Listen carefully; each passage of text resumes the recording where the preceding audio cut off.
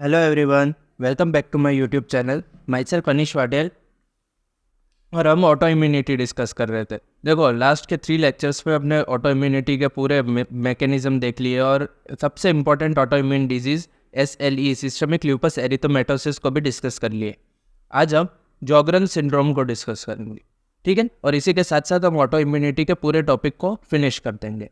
देखो, जॉगरन सिंड्रोम में क्या होता है, जिसको हम शॉर्ट में SSP लिखते हैं, यहाँ पर लैक्राइमल ग्लैंड और सलाइवरी ग्लैंड का डिस्ट्रक्शन देखने को मिलता है, या और स्पेसिफिकली बोलो तो इम्यूनोलॉजिकल डिस्ट्रक्शन देखने को मिलता है। और लैक्राइमल ग्लैंड अगर डिस्ट्रॉय हो जाएगी तो उसकी वजह से टीयर्स फॉर्म नहीं हो पाएंगे और आइस पूरी की पूरी ड्राई हो जाएंगी। और ड्राई आइस के लिए एक टर्म यूज़ की जाती है, किरेटो कंजक्टिवाइटिस सिक्का, ठीक है, ये याद रख लेना आप। और सलाइवरी ग्लैंड अगर डिस्ट्रॉय हो गई तो अब सलाइवा फॉर्म नहीं हो पाएगा, तो माउथ पूरा का पूरा ड्राई रहेगा।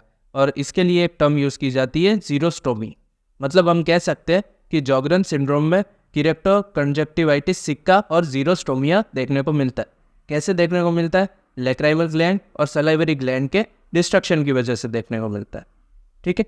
और अब जॉगरन सिंड्रोम के हम टाइप्स पढ़ते हैं। देखो, एक तो ये प्राइमरी टाइप का होता है और दूसरा सेकेंडरी टाइप का होता है। बहुत ज़्यादा डिटेल में इसमें जाने की ज़रूरत नहीं है, बस इतना ध्यान रखो कि सेकेंडरी टाइप का होता है वो दूसरी कोई भी ऑटोइम्यून डिजीज़ की वजह से होता है, जैसे कि रूमेटॉइड आर्थराइटिस या SLE। उसमें भी जॉगरन सिंड्रोम के हमें ये फीचर्स देखने को मिल सकते हैं, ठीक है। अब देखो, यहाँ पर एंटीबॉडीज़ कौन कौन सी फॉर्म होती है।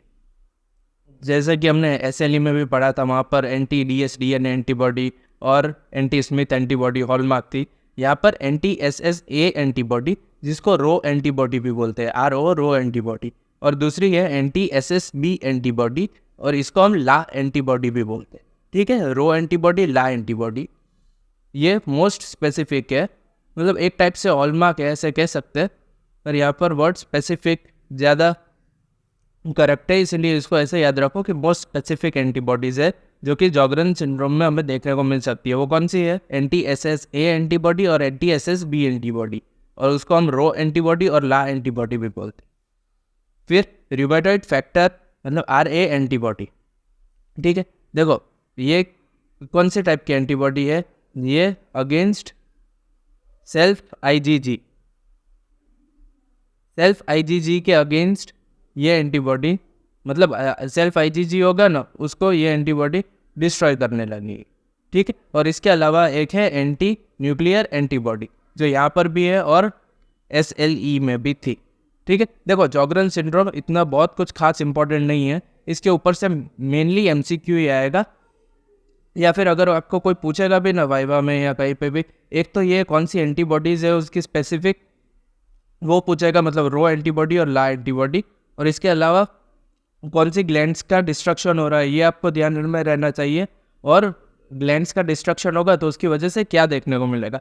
एग्जामिनर को जाके ऐसे मत बोलना कि ड्राई आइस और ड्राई माउथ देखने को मिलेगा, वहाँ पर ये क्लिनिकल टर्म्स यूज़ करना, जैसे कि किरेटो कंजक्टिवाइटिस सिक्का और जीरोस्टोमी, ठीक है।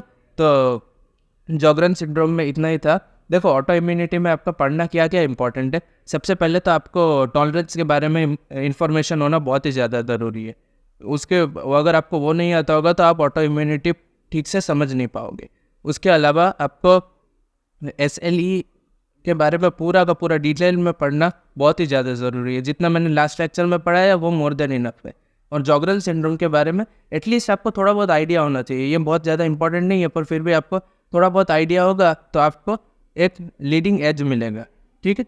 और चलो, इसी के साथ ऑटो इम्यूनिटी फिनिश करते हैं। नेक्स्ट लेक्चर में हम ग्राफ्ट और ग्राफ्ट रिजेक्शन और इन सब के बारे में बातें करके इम्यूनिटी का पूरा चैप्टर फिनिश कर देंगे।